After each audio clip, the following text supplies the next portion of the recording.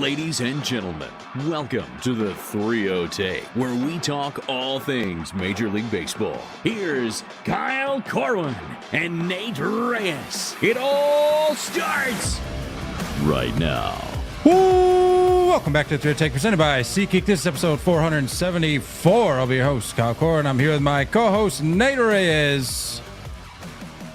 Nate. Hello to all on this fine evening. Not as cocky as we were after Saturday night, are we? Cocky. No, you were feeling yourself. Up. You were feeling yourself. Shut up. You were feeling yourself Saturday, but now that this series is even back up, it's cordial greetings. Hello. Nice to see everyone. But if the Yankees would have pulled out game 2, that would have been insufferable.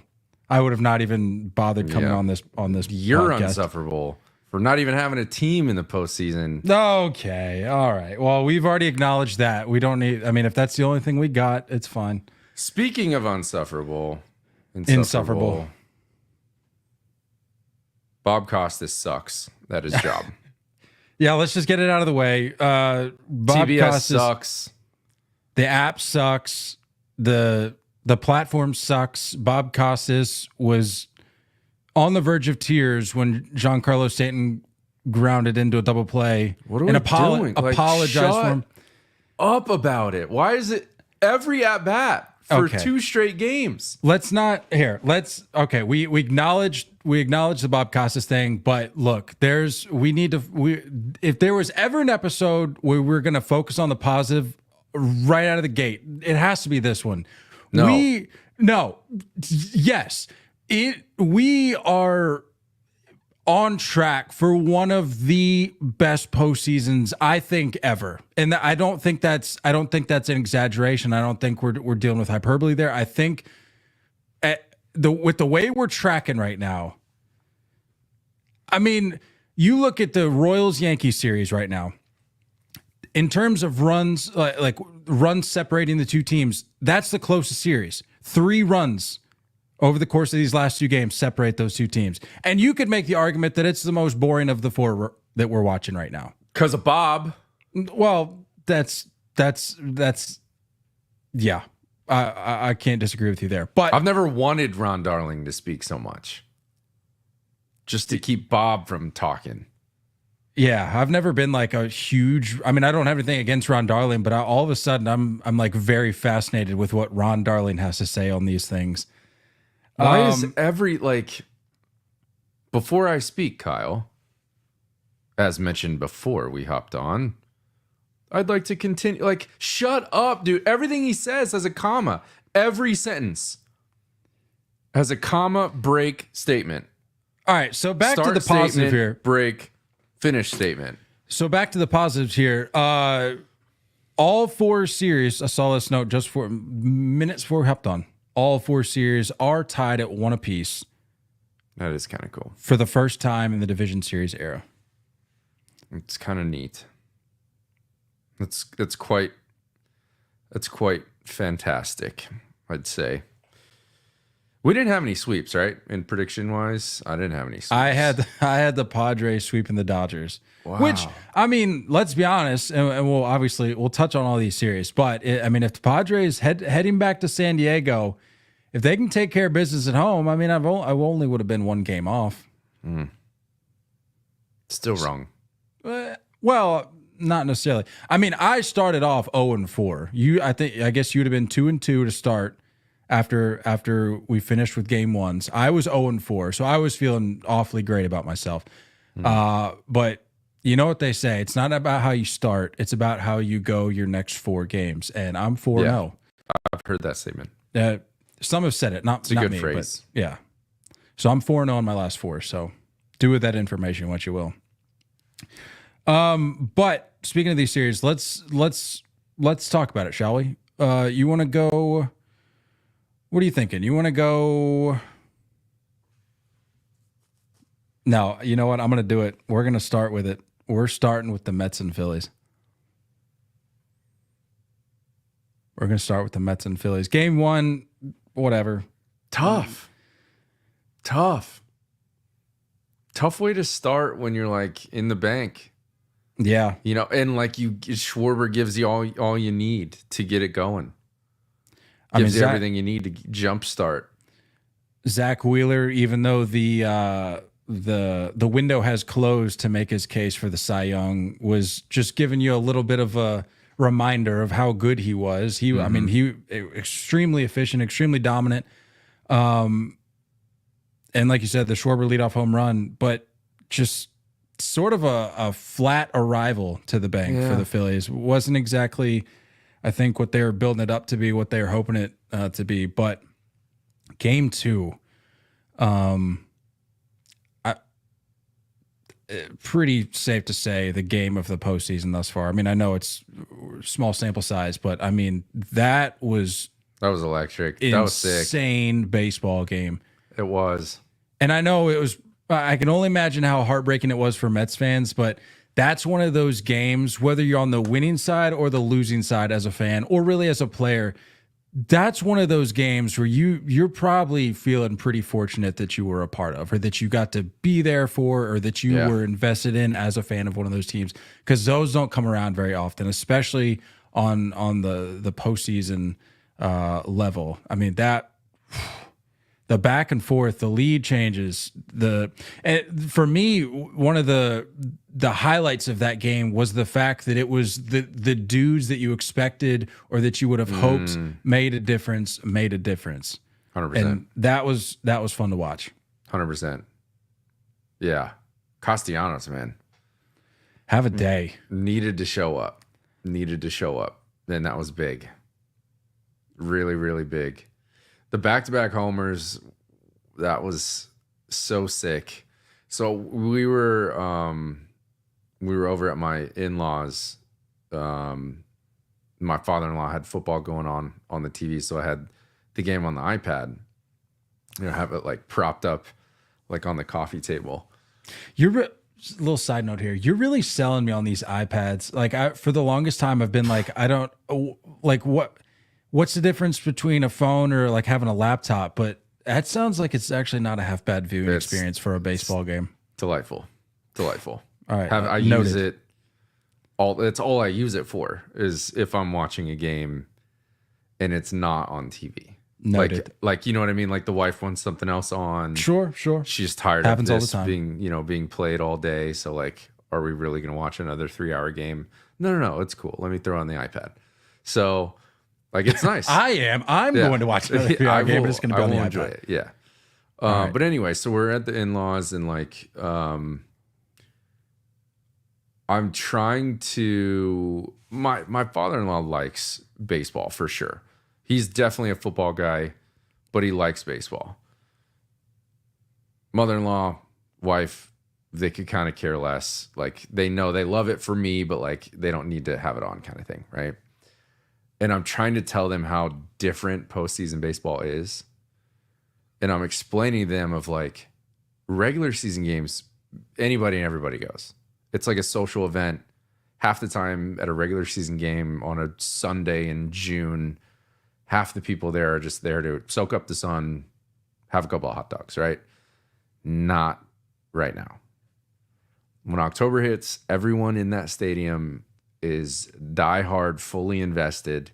And so I would like, after those hits, after that home run and then the Castellanos follow up, I threw the volume up all the way. I was like, you guys got to hear this. Like, and the bank was just locked in, just going ham. And they were like, what? And I'm like, this is postseason baseball. This is what it's about. It's sick, man. It's sick. I love when the dudes show up. I love when it happens at home. And just a great game. Back and forth. The Mets are so freaking pesky. I hate it. They're so pesky, dude. But I can't even hate. Like, you can't at this point. Like, this is clearly it's impressive. And we can talk about how the series could potentially end up for the Mets. Like, if they end up getting bounced, okay, that's a conversation for down the road. But like at this point in time, and we kind of touched on it last episode, but this seems to be a different Mets team. And yeah, Like, we can call that raising the hand. We can call that accountability, like revisionist, whatever you want to call it. Hand up. Like, Yeah. the Mets are proving themselves to be a different team. And it's, hate to say it, it's sort of being, this movement is sort of being led by Peter Alonso. I know. And not just him. Mark Vientos is making a name for himself this postseason. I know. I mean, he had the game of his short career in game 2, and it didn't even matter. Like, that's the kind of game that we witnessed in game 2. Yeah. But yeah, you talk about those back-to-back home runs being led off by Bryce Harper. I had tweeted minutes before that. I said the Phillies are showing little to no urgency. Mm-hmm. And I was starting to get concerned, as a non-Phillies fan, of course, that the Phillies were going to go quietly into the night down 2-0, heading back to or heading to Queens. And you kind of just assumed that if there was going to be anybody to flip the script, to get things going a little bit, it was going to be Bryce. And at that point in time, it was that at bat that he needed to do it, because up to that point, they had been lifeless. Yep. And when he hit that home run, it put him up within a run. It was 3-2 at that point. And I'm going, that's great. You get the fans back in it. But I at the very least, you need it tied. Like, if you could tack on a couple more, great. But like, at the very least, I feel like you need it tied because of how pesky this Mets team is, like you said. And it proved that they still needed more beyond that. But when Castellanos hit that home run and the crowd doubled down, I'm like, okay, the bank is officially here. Like, I think the Phillies will be fine from here on out. And that, I mean, they were sweating a little bit towards the end there, and obviously pulled it out. But there are few things more electric than back-to-back home runs in a postseason game. There are few things. That was sick. Can I, not to harp on this Costas thing anymore, but can I just say that of the 2 series that have been given the Fox broadcast, I'm so thankful that it was Mets, Phillies, and Padres, Dodgers. It's not even just Costas. It's whatever's going on with their microphones. I don't understand. Like, you can hear the change if something happens and the stadium erupts. It, like, the volume drops down, and then Bob Costas's microphone just explodes, and then he stops talking, and then the crowd is still dumbed down.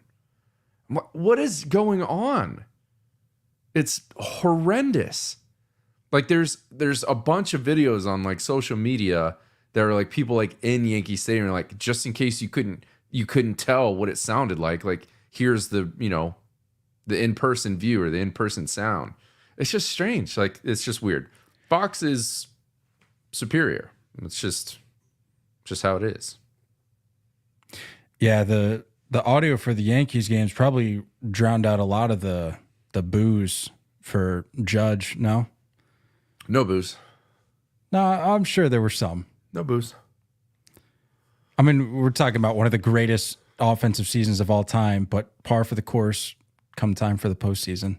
Nah, we're fine. That's I've just heard that. That's not me talking. These are just things that I hear. These are things that I pick up on over the course of a postseason series, or just postseason as a whole. Anyway, back to the Mets Phillies. I mean, if it goes without saying, but if the Phillies go quietly into the night down 0-2, that was a must win. You hate throwing that around, must win. But it absolutely was. And even with that win, I'm still a little nervous with the fact that this is now going back to Queens, or going to Queens, I should say. How'd you feel about the Sosa start over Bohm? That was interesting. It was interesting, but I don't know. That's one of those things where, like, you could look back on it and go, wow, that really worked. Or you look back on it and go, well, that was really stupid. Not knowing, not really knowing what Thompson's thought process was there. I can only imagine that it was, well, they alluded to it a little bit on the broadcast, talking about how Sosa, it was an energy thing. They said it was an energy thing. They said they needed like a little bit of a jolt. And I'm like, I get it. Bohm's a fan favorite. Yeah, but that's one of those things, and I personally have been there, not at the big league level, of course, but I've been there in my playing days. There's one instance in particular that I can think back on where I got sat, and it pissed me off so much that my next at bat, it took the little chump on the mound deep, like whatever, and that felt good because I was like, okay, kind of woke me up a little bit. Mm-hmm. Maybe that's what he was trying to do with Bohm because need a little bit more from Bohm. He eventually gets in. I think, was it defensively or did he get brought in for an at bat? And then I don't remember how he got brought into the game. I thought he got an at bat. I think it was an at bat. But I mean, he obviously didn't do anything major. He's not hitting like wall scrapers or 3-run home runs, but I think that's one of those decisions. It helps the fact that they won the game. That's one of those decisions where it's like, kind of gets hidden. Yeah, maybe we got away with one there. It didn't affect us in the negative. Just interesting. Thought it was interesting. Because I mean, you got to know your guys. I'm not going to sit here and say I know the Phillies roster better than Rob Thompson. You know what I mean? If that's what that was, if that's what the intent was. He's got to know how Alec Bohm ticks. So I could see it. Hopefully it ignites something in him game 3 if he does get the start. But just strange. Thought Kodai Senga in game 1 looked pretty good, like pitching wise. Just like I'm kind of running through things in my head, like of notable performances. You know what I mean? I think of all of the moments that happened in that second game. I think you and I were on the same page in terms of just like what just happened. That Dude, like over that kind and of thing. over. The Bryson Stott 2-run triple. Yeah. To put them up. I think that was the moment for you and I because we were texting back and forth, and I was like, in my head, I'm just going, this has to be the thing that wins him the game. And then of course, the aforementioned Mark Vientos in the 9th or top of the 9th puts him even at 6. Yeah. And I'm going, not again. It's not just like a Phillies Mets thing. It's just like, is this really going to be the narrative that pushes this Mets team like to the World Series? Like the team that's just not going to go away. And when that happened, I'm going, I don't know if this Phillies team stand a chance, because they did all they could to get back. I mean, Harper with the bomb, Cassie with the bomb, Bryson Stott's moment. I'm going, what more can they do outside of putting up like a dozen? What more can they do? And fortunately, they held on to. I mean, fortunately for the Phillies, they held on to win the game. But I mean, what did I tell you after the last series, after the wild card round, and then my predictions for this? It was around the back end of the Mets bullpen. And Edwin Diaz is not the Edwin Diaz of 2 years ago. He's just not. It doesn't feel like he was before the injury, you know? Yeah, no, I agree. And when he's being used in non-closer scenarios, and it just doesn't feel quite right. We've seen a lot of that, more so than I can remember in seasons past. We're seeing a lot more of like. I agree. I think there's there's less guys used in higher leverage situations now. I think there's less names that are like a for sure closer. Give me the 9th. I mean, we'll get to it, but like Class A coming in to finish out the 8th today. Like, how do you feel about that? Like, because I was kind of thinking about it myself. Because I'm like, I'm very much a. I'm definitely a fan of like the traditional, like, give me a starter that'll go 6+. Give me a guy that you is going to give me a guy even in the 8th that is going to be your 8th inning guy, and then have your lockdown guy. That's the problem. I feel like the setup role has been lost. Yeah, that's fair. And I think this 3 batter minimum and finishing the inning kind of situation has definitely become a part of the puzzle. When you're seeing guys that, not necessarily saying like a closer coming in to finish the 8th isn't going to go back in the 9th, but you're seeing that manipulated in certain ways. Sure. But there's just so many names out there that aren't like a Class A. They're not like a dominant league leading, I'm coming in the 9th no matter what. The end of the game is mine no matter what. There really isn't that common anymore, which is just strange. I think it just shows how hard that position is. But I just thought it was it's interesting, you know what I mean? And Edwin Diaz is like, they're using him a lot. They use him a lot in the wild card round. You're seeing him a lot already, like, and it's multiple innings, it's early. It just doesn't feel the exact same. Well, Tyler McGrill is solid. Don't get me wrong. Yeah, I think he had a good chunk of saves this year, but it's a part of the equation for winning ball clubs. That's all. Well, I think another factor that you have to take into account with that equation is that you're seeing teams. I saw a good bit of it today. I mean, I think the Yankees emptied the entire pen, and as well as I think some of the other teams that played today also very heavily pushed the pen in terms of usage, given that the off day is coming up. Like you're seeing teams utilize that off day a little bit more. Like you're seeing more of a shift, like we talked about, with guys maybe in being asked to perform in their non-traditional role or inning. Yeah. And then you're also seeing them use a little bit more on the with these off days, the front sides of these off days. Yeah. So it's been an interesting system. Darling to did watch. come up with a really good point where he talked about you almost got to be careful of when those guys are going so often, when those relievers are throwing so often in a series. You got to think of what part of the lineup they're seeing. All right. And if he sees 4, 5, 6, and maybe he mows them down, maybe it's a 10, 12 pitch inning. If you run him back out there the next game and it's 4, 5, 6 again, that's, like when hitters start getting multiple looks at relievers throughout a series, it's going to change things. So you almost kind of have to manage of like what part of the lineup they're seeing. Not to mention, just like a dangerous part of the game or, a spot that they got to get out of, something like that. Like there's different pieces of that too. This is what postseason baseball is at this point. I mean, it's about pushing the right buttons at the right time. And I'm pretty impressed so far. I mean, like you can't hold anything against Carlos Mendoza. You can't say he didn't press the right buttons at the end of the bullpen. I just think if the Phillies offense can get that type of confidence off of your stoppers, off of your guys that should be shutting the door, if they're going to get that type of confidence early in a series, I think it could play a role later. And that was a heck of a dub.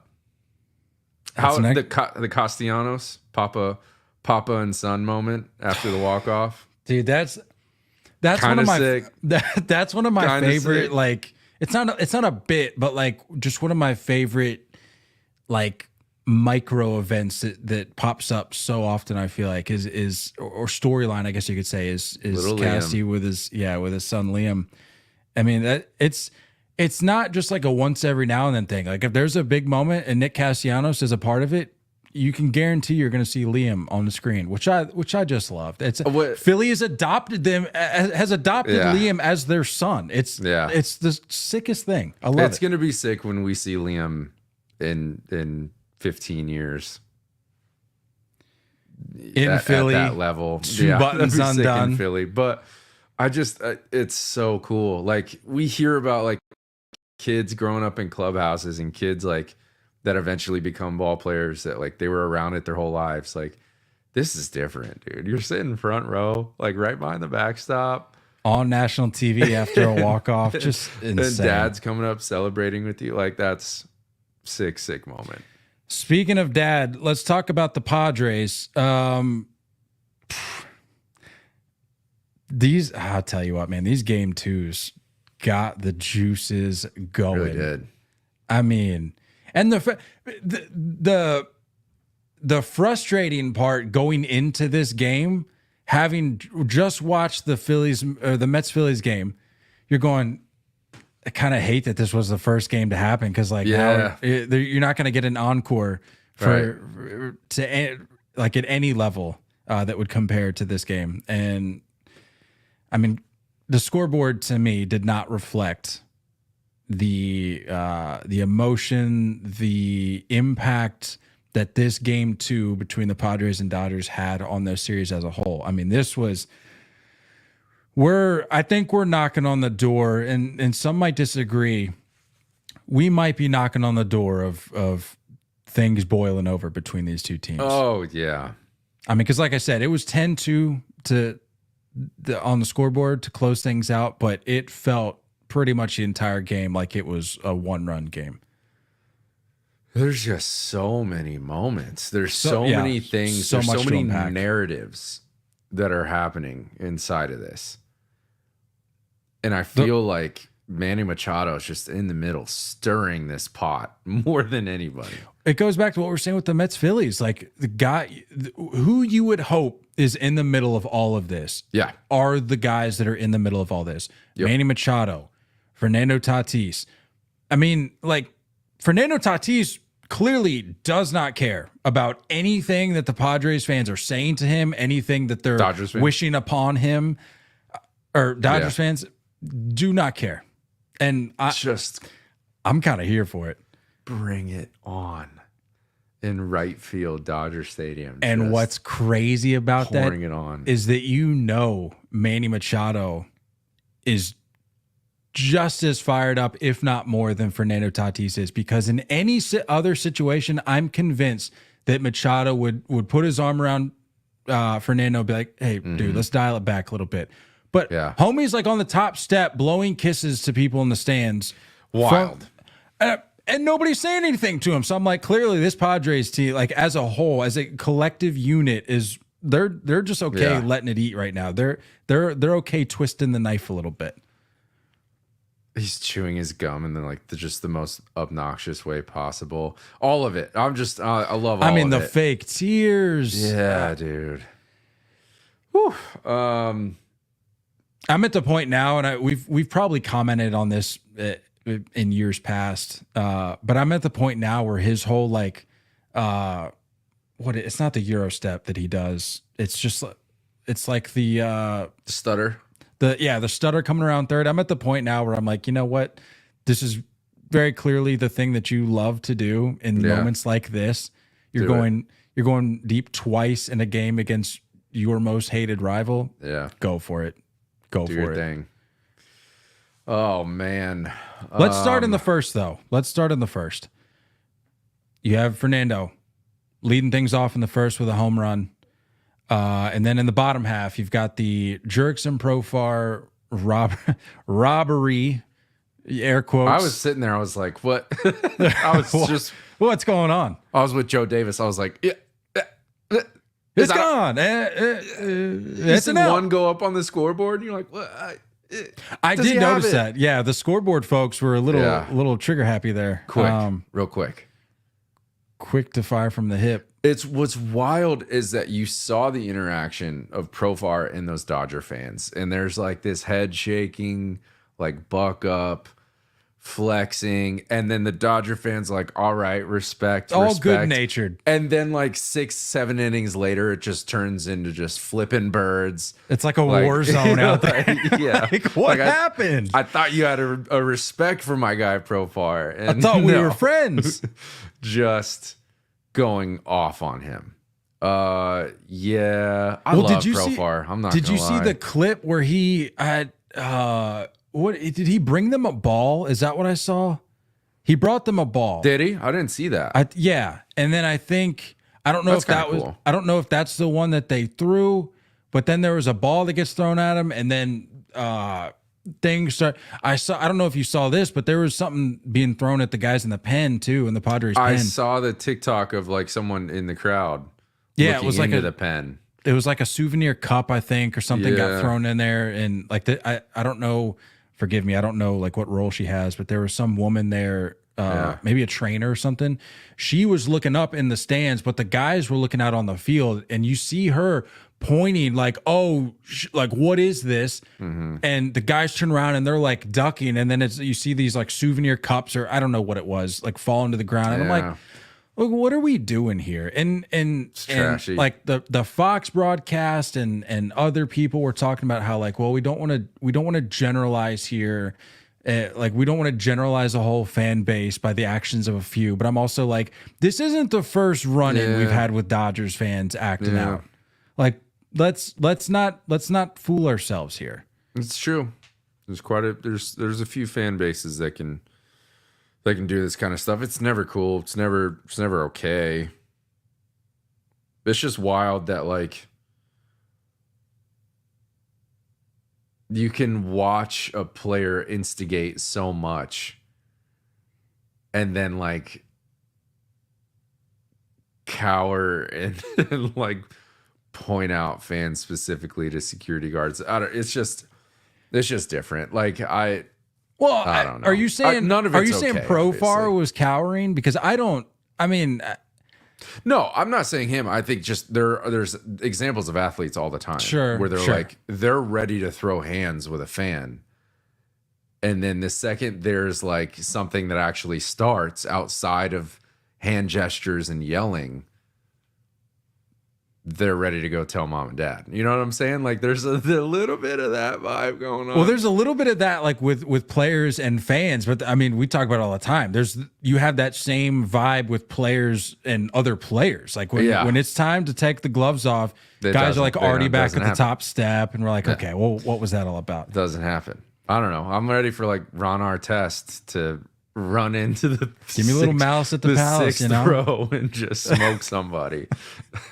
I mean, give me Gary Sheffield going into the right field stands. Like, give me that. Yeah. That's what I need. Yeah. I need that. Yeah. But then, I mean, you want to talk about storylines of this game. You have the Jack Flaherty striking out Machado thing. And then they start chirping. And I have to ask, between those two, who are you putting your money on? Because I know who I'm putting my money on, but I didn't know if it'd be the same for you. I don't know, man. I think Jack can surprise some people. Flaherty's got, I think, the height and the weight on Machado. I think Machado is a chirper. I don't think Machado is. You think Machado's a lover, not a fighter? Yeah, I don't know if he's got that gene in him. There's just I don't something, know, man. There's just something about it. Machado is really in the middle of. He's in the eye of the storm of all of this. Did you see that notification that came through that Dave Roberts was upset because he thought Machado threw a ball at him? Yeah, and I just saw a friend of the pod, Dallas Braden. He had shared the video of it because I guess I didn't see. Does it look like it? It was like a tough video to track down because it was just kind of here and there. But yeah, they're talking. Dallas was talking about the speed. Like he was analyzing the speed. Like, was this something where he's just casually tossing the ball to the dugout, or was he like letting it eat a little bit? I mean, to me, as like as a somewhat objective fan here, like I obviously have my thoughts on Machado, but I've grown on Machado a lot. So I'm trying to look at this objectively. It's like as close to borderline, I think, as you can get. Like it's definitely quicker than just your little one hop to the ball boy, but it's not. I mean, he's not lighting up any radar guns with it. We'll just say that. And then and then Dave Roberts comes out and says he felt targeted with the ball, and I'm like, what? Machado literally played on your team. Like, do you think he's that swept up in the moment? I don't know. A lot of wild moments. But the you Ohtani bat flip. Oh, how could we forget game one? My goodness, that was pent up. It was kind of epic when I keep seeing the clips of like the presser where they were like, "Are you nervous at all for your first appearance?" Nope. It's just like the clearest English I've ever heard him say. Nope. I immediately hits a ding dong. I would have loved if that was his first at bat of the postseason. I would have been like, I mean, how much more perfect does this guy's like career arc get? I know. But the bat flip was just like, I haven't really seen that out of him before. I don't remember. I mean, I've seen him toss it aside before after like a big home run. But there was some like intent behind that, and it wasn't just that; it was the emotion, like verbally, all the way around the bases. Like, he was yelling out something, and that's what I'm saying. That was pent up, man. He's like, I finally am in a game. Well, outside of like the WBC, of course, but he's like, I'm finally in a game that matters, and I can like actually show out. And I think the ball left the bat, and he was like, I'm here. I like that he's this way. I like seeing it out of him. I feel like there's like a good balance in that lineup of, you got like a Will Smith and a Freddie Freeman, very much just like a head down jog. You have some Max Muncy he's had some moments in history. Kike's like kind of flamboyant. Teoscar, like these, like Mookie, I would say is more on the reserve side, but you can see a little bit of a spike or a bat flip, and then it's normal. So it's cool to have like the biggest baseball player on the planet doing that, man. It's like, it's good. It's good. This is a great series so far. This is not disappointing at all. And like you said, I think the score of game was it game 2? Game 2, yeah, doesn't reflect like how intense that game was. I mean, wheels fell off late in the game, but I mean, you get to a point where the game's so far out of reach for the Dodgers, but the more runs that the Padres put up, like when it became a full-on blowout, you're going, okay, like game's out of hand for the Dodgers, but this is becoming a storyline in and of itself where you have the you have the Padres absolutely manhandling the Dodgers before they go home. Like, I love the fact that all these series we're switching venues now. Like we're at that point where guys are getting on planes and heading elsewhere because you're seeing this. We're at this point in the series where can these teams carry that momentum either back home or on the road? Because like with the Phillies, for example, can you make that last in Queens? And if you're the Padres, can you build on that and build off the energy that Petco is going to have when you get home? Oh, and that's a great point because 3 out of these 4 series, road team won this second game and is taking that W back home, taking some of that momentum back home. Right. So, yeah, great series. I'm trying to think of, man, there's just so much that went on. Jackson Merrill, by the way, like, my goodness. That guy's a dog.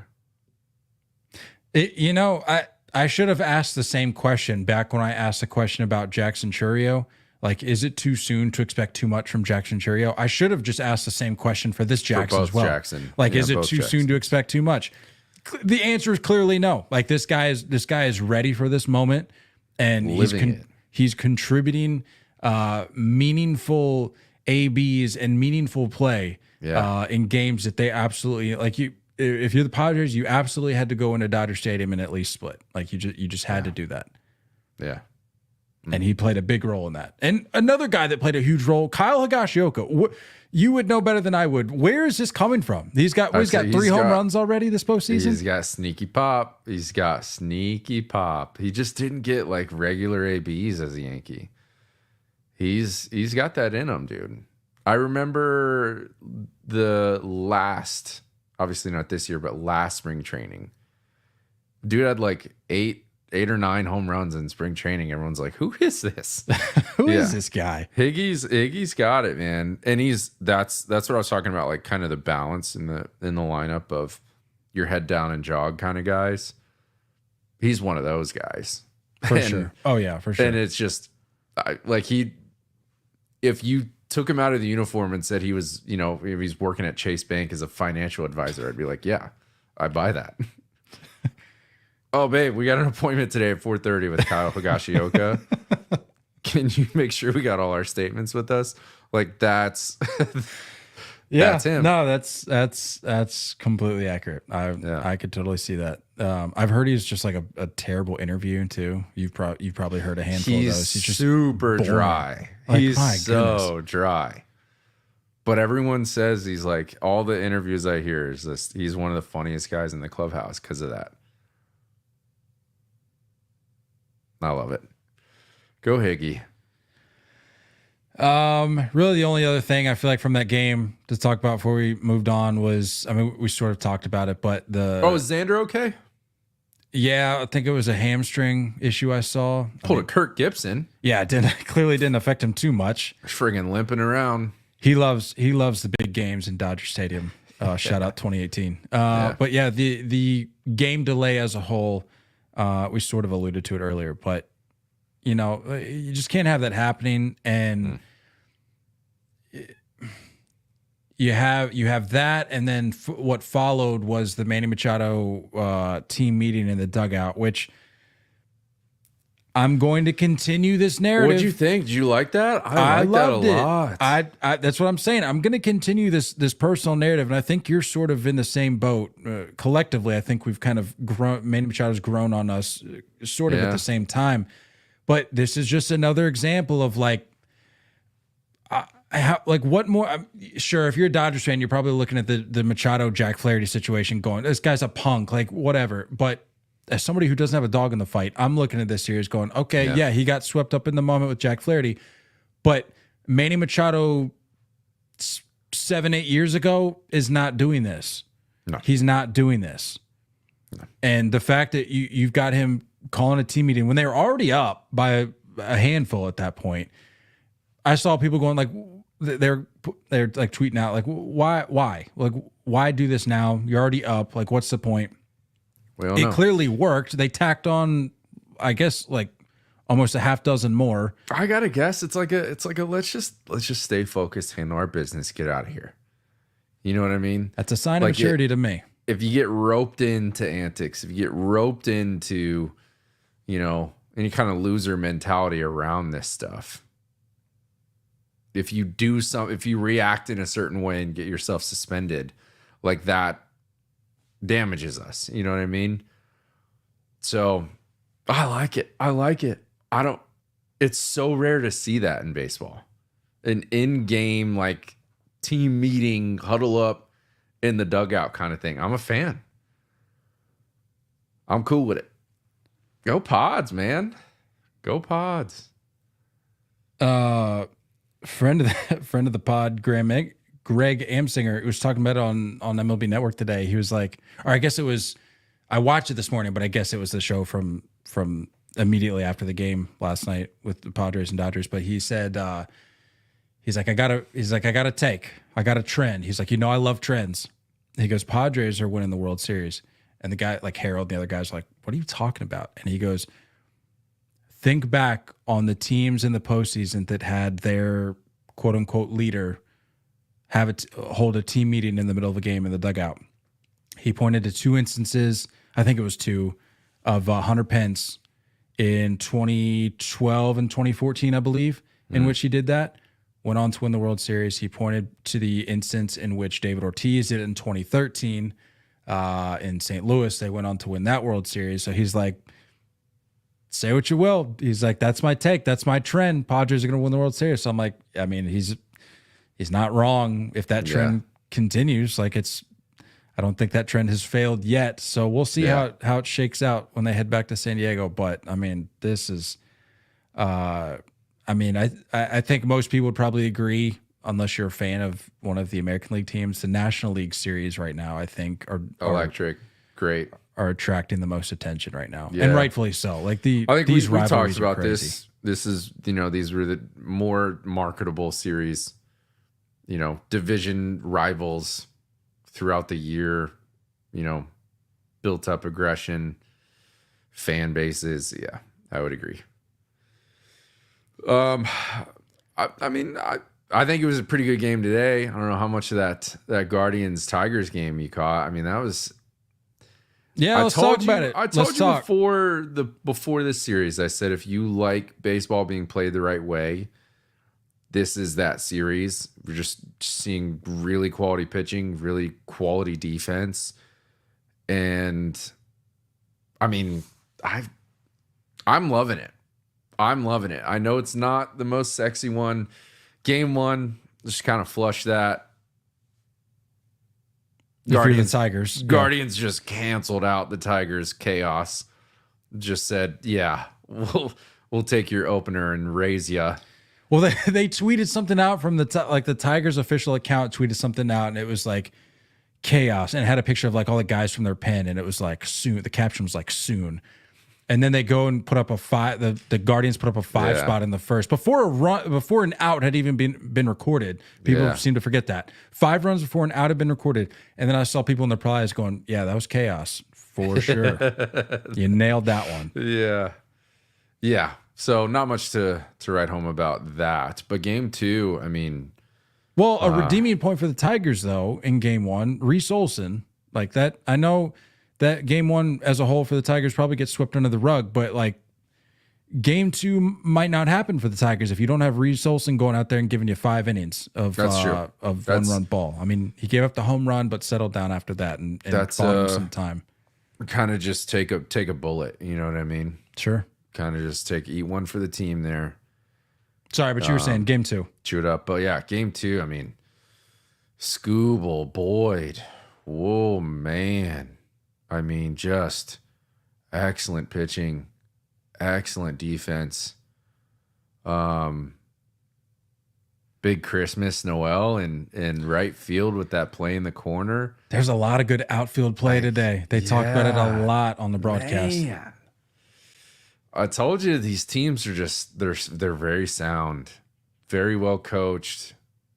They do not beat themselves. It's just they're gonna lose because the other team truly beat them. That's the way Guardians, both these teams play. They match up really well. They do, and people can sit there and question like, well, what was Stephen Vogt doing, bringing Clase in because at that point it was what nothing. Game. Yeah, nothing. Right, yeah, because it was finished up 3-0. You could go like, well, why is he bringing him in? That's the rule. I know he did it in the 8th to go try and get that last out of the 8th. But that's the rule. But that's what I'm. Yeah, that's what I'm saying. Tie game at home, closer all day. Yeah, but I mean, people are still asking the question. But it's one of those instances where it's like the Guardians did not beat themselves. The Kerry Carpenter, to be exact, showed up. You're talking about stringing hits together. It's 2 singles before that. Yeah. And that was the first. That was the first 3-run homer he's given up in his career. The first 3-run homer. The guy, he had given up 2 earned runs since like the middle of June. Yeah. And gave up 3 in 1 at bat. This just doesn't happen. And this, I say it, I'll give myself credit. I held off until like 2 games into the Division Series to say this. I usually say it like after the first game of the wild card. This just goes to show you that nobody really knows what they're talking about, because what would the so-called experts told you would have happened in that scenario? Clase is going to hold him scoreless. They're going to walk it off in the 9th. Because analytics probably said that because he's dominant. And Clase has never given up a 3-run homer in his career. So why would it happen now? That's the beauty of baseball, specifically the beauty of postseason baseball. Anything happens. So at the end of the day, nobody really knows what they're talking about. We're just here to talk about it after the fact, I guess. Yeah. But that was a beautiful thing. But you mentioned Scooble, and you also mentioned Boyd. I don't want Matthew Boyd's efforts here to get lost or overshadowed by Terry Scooble, because you have to remember he has not had a full season. He only had a month or 2 worth of starts, I think maybe like a month worth of starts before the postseason. And the fact that he was able to come out there and give you nearly 5 innings of scoreless ball, that's all you can ask. Pitch count wise too, I think he was fine. He was like in his 70s. Yeah, I think he was getting up there a little bit, but it ultimately, and I know I just said not to let it happen, but it unfortunately it just gets overshadowed by what Scooble did. I mean, 7 innings of scoreless ball, 8 Ks. I mean, this guy is as automatic can get in the postseason. He's disgusting. It's fun to watch. It's really, really special. I think they were saying on the broadcast they're boys. Schoolborn Boyd. Former Tiger, Matthew Boyd. Yeah. So they're boys. So I think there's probably a little extra little ampage coming in for Matthew Boyd, but just a really, really all around fun game. Really, Fun atmosphere really fun too. game. Credit to Progressive. They looked like that place was popping for sure. They were in it. But I just said it in the Mets Phillies series. If you can build confidence off of a back end of a bullpen, specifically a closer, early in a series, it makes you feel like that moment's going to come around again later in the series. And we've done it before. We can do it again. That's what that does. That's a great point. They were talking about I guess it would have been, was it Ron Darling that said this on the broadcast? He was talking about, he had actually maybe heard this from somebody else. I don't remember who said it, but talking about the fact that in a postseason, you're more than likely going to have to beat their best guy in the back end at least Frank once or Gore. twice. Yeah. I think that was Frank Gore that said that. Yeah, like if you want to win a World Series, Gotta. At some point in one of these matchups on the way there, you are going to have to beat the other team's best guy in the back end. And like we talked about, some of these roles can be a little fluid, but for the Tigers, it's going to be Class A. And you're probably going to have to beat him a time or two, and they took care of it once already. We'll see if it happens again. Yeah. Slider just was not what it normally is today for Class A. Just a lot of cement mixers, a lot of spinning, and like his version of a cement mixer is better than most sliders. But Sure. like you saw Hedges a couple times kind of pat the dirt, like, I want this ball down, and it just didn't get down there. I don't think he really had the command. It makes you wonder, because they put him in that first game with a 7-0 lead to lock it down and just kind of finish up the game.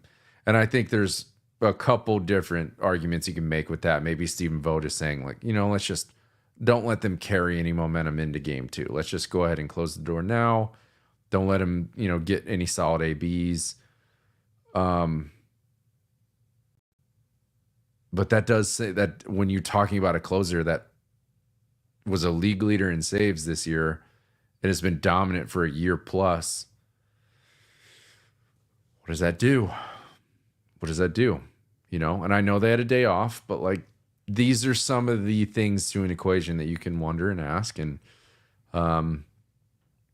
Yeah, like what does it do to a guy's psyche who's just used to going in, shutting the door in a close, high leverage situation? You throw him out there in for all intents and purposes, a blowout, and he looked good. He did fine in game 1. Like, he looked great, but how does that carry over then? Like right. when the phone rings and it's for him in the pen, and you're telling him to get hot, but he looks out at the scoreboard and they're up 7. What does that do for his next appearance? Yeah, and like, imagine the level of adrenaline that he would feel if he didn't throw game 1, and this was his first appearance in the postseason. Imagine how that could have affected things a little bit. Just a thought. Nothing.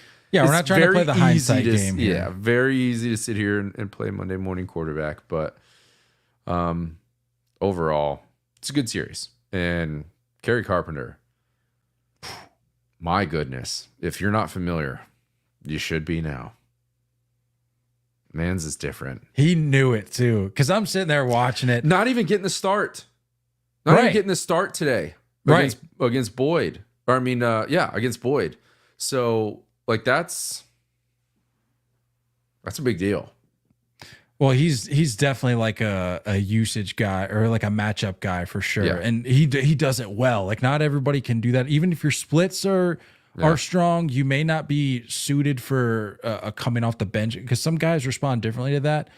He's had big moments throughout the year, and this is just another one that he can tally. I mean, the biggest of them all thus far, obviously, but I mean, he knew it because I'm sitting there watching. I'm like, is this gonna get up enough? Mm-hmm.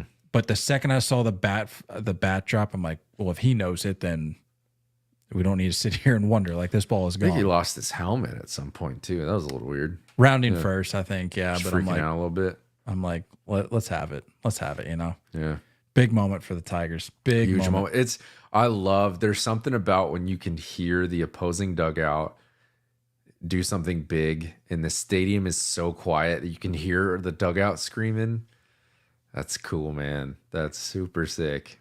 That is beautiful postseason baseball. I love it. Gonna be interesting going back to Comerica. It's gonna look.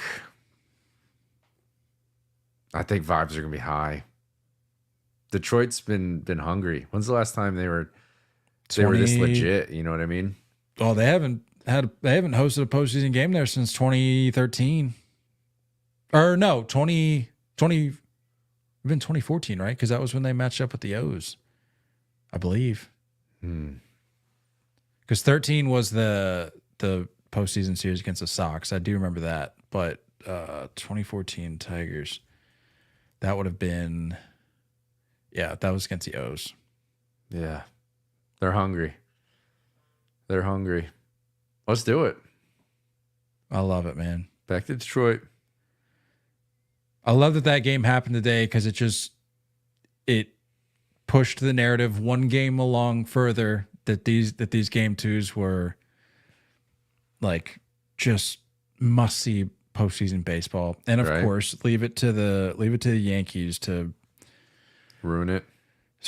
You know, like whatever. I mean, good for the Royals to even the series, but jokes aside, it was probably a little unfair of us to ask the Yankees and Royals to like give us a clean sweep of must-see game twos. I mean, it was an entertaining game, but they delivered game one. Sure, yeah. Game one, I think they said was a postseason record with lead changes. I did see that. Yeah, yeah, crazy. That was a roller coaster. I was up and down from my couch a lot. It's a good thing I was home alone. Let's just cops didn't show up. Neighbors didn't call cops on me, so all was fine. I've known you for my entire life, and I'm still trying to navigate how to text you during these games because I'm like, is he like on the verge of smashing his TV, or is he just? I have a pretty good idea, but I never fully know. And like tonight, obviously with the Yankees dropping game 2, I'm like, should I text him that like we need to hop on to record, or should I just assume that he's going to be on? Like, well, I was a little grumpy when we got on. You could tell. As expected, as expected. But he's like, this stupid light behind my camera. It's broken. Got to get a new light. Yeah. I don't know. Game 1 was good. Game 1 was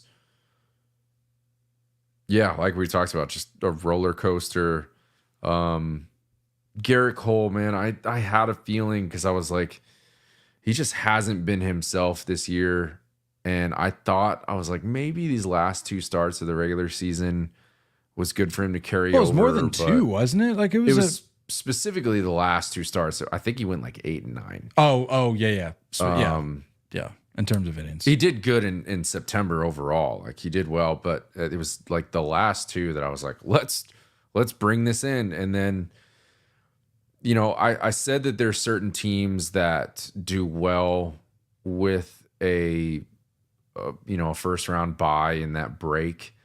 The Yankees just don't give me that feeling of doing very well with it.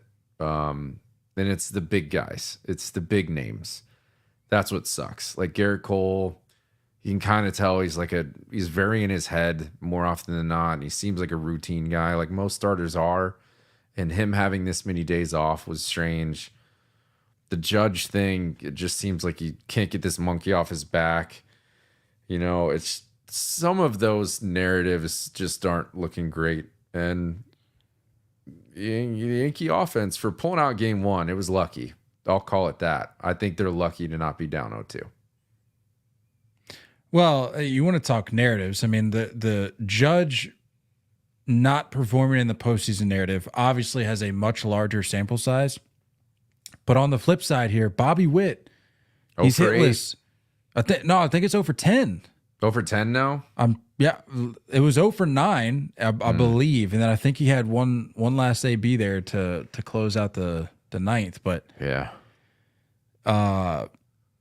little pressing. That's got to change. But I mentioned it earlier. You want to talk about somebody that could benefit from going home, changing venues. Yeah. I mean, his splits, and like we made jokes about it earlier in the season, but his splits are literally off the charts when it comes to him playing at home. So I think that'll certainly benefit him. But I can't say the same for Judge. I don't know what's going on there. Like, guys, I don't get it. It makes no sense. And I joked about it earlier in the episode. Talking about one of the best off-season or offensive seasons of all time. And that couldn't even get his head right or his mind right, at least for these first few. Like, it's the time off, man. Like, I'm not just gonna say that because obviously it's been prior postseasons, it's not just this one, but like, it just doesn't help. It just doesn't seem quite right. And it's not like he's punching out on like borderline pitches. It's not like he's chasing a ton. Like, these balls are in the zone and he's swinging through them. He's flailing a good bit too. He's flying open, and it's just, I don't know. Like, even that ball that he beat out to the left side to get his first hit of the series tonight in game 2, like,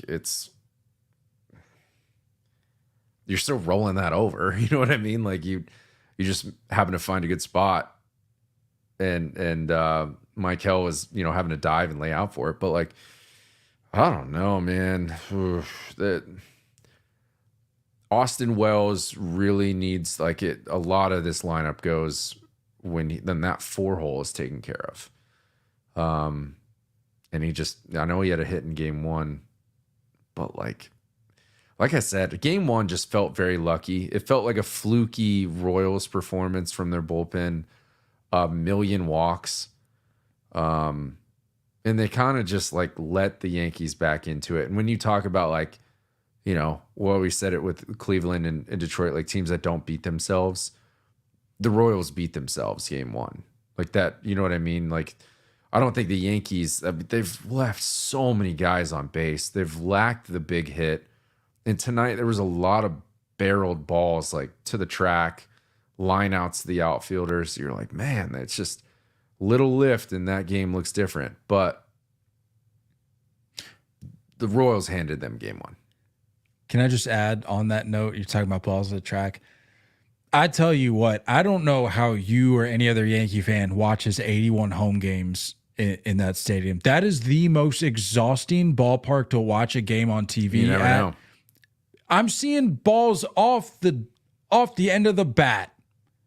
Guys are flailing open. It's like a little duck fart to right field, and you got Costas over there going, he got all of that one, and then it's like a fly out to the track, and it's like, this is every fly ball. Like that would not be good for my blood pressure. I know that much. Nothing about this team is good for my blood pressure. Well, I mean, that's you. I can't speak for that, but that's how you feel. That's how you feel. But I do want to make a comment though. I want to give Oswaldo Cabrera and John Birdie a lot of love. Dude, I forgot John Birdie was even on the team when he stepped up to the plate. He missed a lot of time this year. Holy cow! But for Rizzo to go down, Ben Rice it's months removed from his hot streak. And even then, he's not like, he's a transferred catcher into first baseman. Like, he's transitioned into that position. It's not like he's, a Gold Glover over there. But to see two guys that are typically playing, that have come up through the system playing the left side, John Birdie, a little bit more second base, can play anywhere. But like both those guys to play really solid first base, picking balls, making big plays, like that's pretty legit. And I'm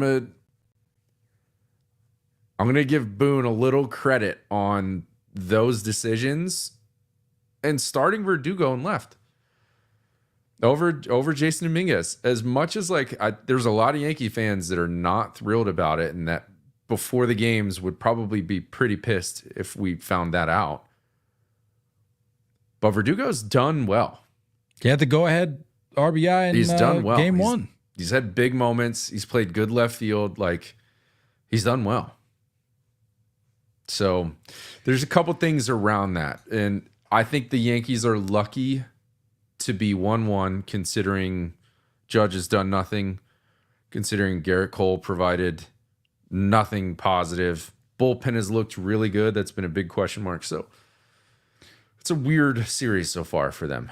I'm glad. Well, you're talking names. I'm just glad for Carlos Rodon that it seems as though he found his tongue by the end of the game, because there at the beginning in the first, It's weird, right? that thing was flying all over the place. And I'm going, I don't know why this guy's feeling himself so much, because we all know how this is going to end. Yeah. Ends up, I think on the night he had given up 4. And I'm like, I'm just glad he found his tongue, because like I said, the thing was all over the place a little. And I don't know if you saw, I didn't see many tweets about this, but old Salvi Perez gave a little bit of tongue around in second base. As weird as that sounds, he gave it right. He must have not missed that Rodon moment in the first, because he gave it right back to him rounding second. So he was very much aware. If you go back and watch Perez rounding second after his solo home run, he gives the old Rodon treatment with the flailing around.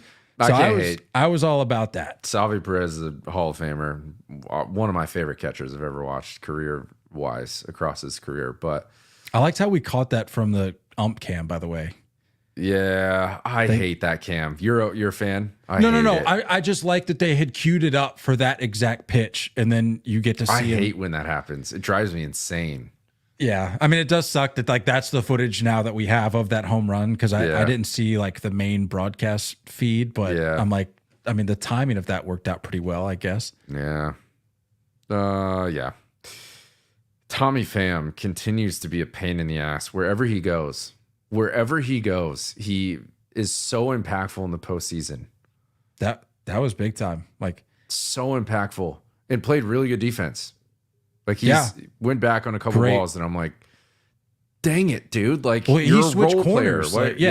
Both and left and right. Yeah. And he comes up in big moments. He does big things. It's really annoying. Well, speaking of big things, to wrap us up here, I wanted to ask you, you've got 4 series. They're all tied at 1 apiece.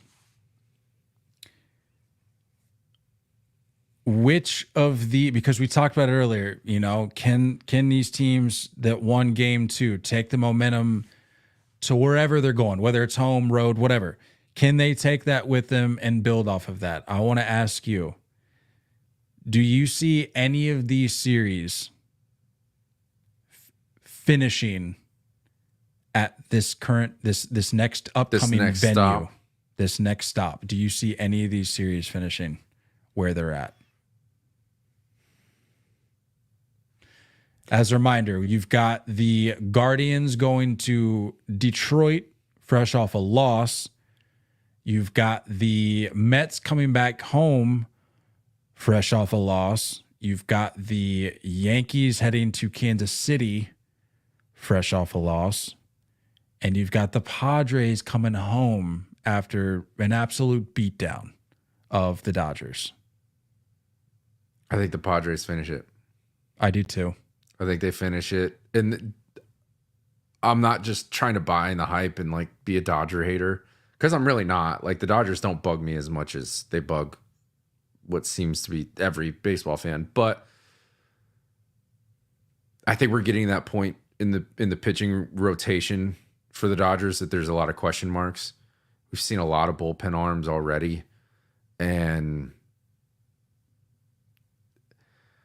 I think going home after a win means a lot, especially when you put up that much. With the way, it wasn't just any old win. Yeah. The way they did that, that's huge. I think it ends in San Diego, which is what I said. I believe I said Padres in 4. I think you did because I had him. I had him sweeping, but I think you gave him. I think you gave the Dodgers a little bit of credit.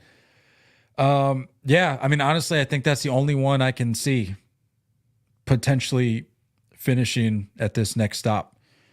Phillies, with the momentum-filled win that they just came off of in Game 2, the fact that they're having to go to Queens, and with the way this postseason has gone for the Mets, I could very easily see that going 5.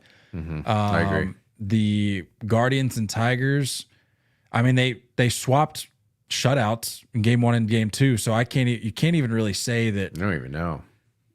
I mean, I guess the fact that the Tigers did what they did to Clase today, and you combine that with the fact that they're heading home, like that's certainly momentum. But I think the Guardians are going to be the Guardians will do a fine enough job of being able to flush that.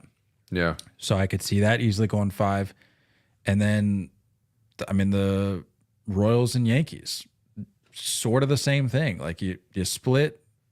Neither win for either team was all that convincing. I mean, Right.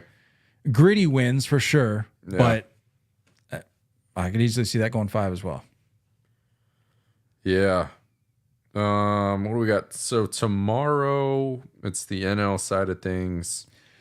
Yeah, our next episode I think is lined up for Thursday, just here in a couple days. But it's going to be weird because we're only getting Game 3 in of, because they're doing this weird thing where they don't like having the. No, we'll be good. We'll have Game 4s. Yeah. So we have everybody playing Wednesday. NL tomorrow, everybody Wednesday, AL Thursday. That's what I'm saying. We'll only have 4, or we're only going to have Game 3s for the NL by the next time we talk. No. NL plays tomorrow and Wednesday. Wednesday's Tomorrow everybody. Oh wait, today's Monday, isn't it? Yeah, there you go. I'm getting my days mixed up. Tomorrow, Game 3, we got Nola going against Manaya. And then we got Bueller going against Michael King. Yeah, this thing's finishing in San Diego. What are we talking about here? Yeah. 5 o'clock and 8 o'clock, or excuse me, 9 o'clock Eastern. Ooh, you gonna be okay? No. That's deep. It's deep. So we're getting just NL Tuesday. Okay. So just NL Tuesday, NL Tuesday, everybody Wednesday, and then just AL. Okay, so I see what you're saying. Yeah. So we have everybody Game 4s for everybody. Yeah. Okay, I got you. Probably I was worried the end of a series, at least one series. I think one series we'll be able to close the book on Thursday. I was worried there was going to be some weird split with the day off or not day off, whatever. I don't know. I was confused. I don't hate this. I don't love the off day. No, dude, what was it? Friday, this past Friday, where there was no games on. I'm like, what do we do? It's Friday night in October. Why is there not baseball? Come on. That sucked. What a joke. That did suck. But this is lining up decently. What a yoke. Yoke. Ooh, I just saw you got Jazz Chisholm talking about how the Royals got lucky. All right, guy.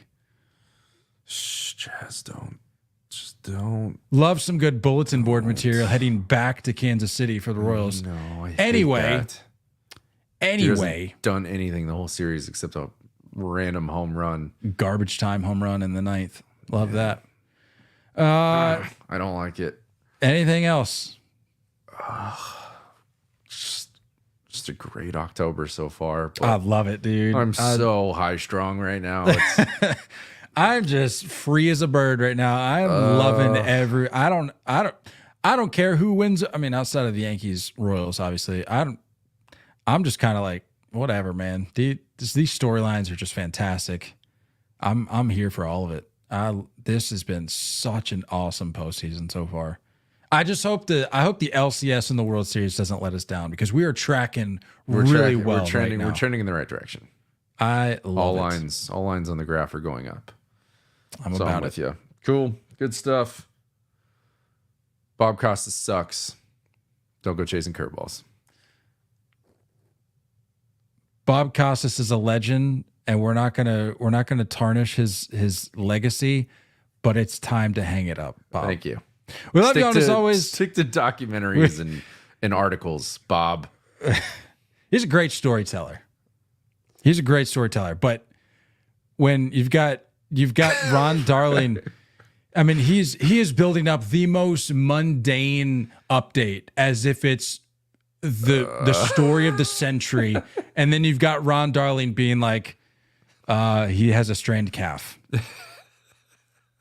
That's what we're dealing with Bob Costas. He's a legend. I'm just trying to imagine like Bob Costas reading like a bedtime story to his grandkids, and they're asleep in the first sentence. Brutal. He's a legend, and we're not going to say that he's not on this podcast. So we don't need people coming after us. Bob Costas has a heck of a resume, heck of a career, but we can't have lullabies being plugged in for some of the most electric moments of a baseball season. We just can't have it. Yeah. I think it's time, Bob. Shame on TBS. Time to hang it up. Well, TBS is garbage. But this postseason is not. So enjoy the rest of the division series. We'll talk with you guys soon. We love you all, and as always, looking forward to talking more baseball with you guys soon. Until next time, stay filthy.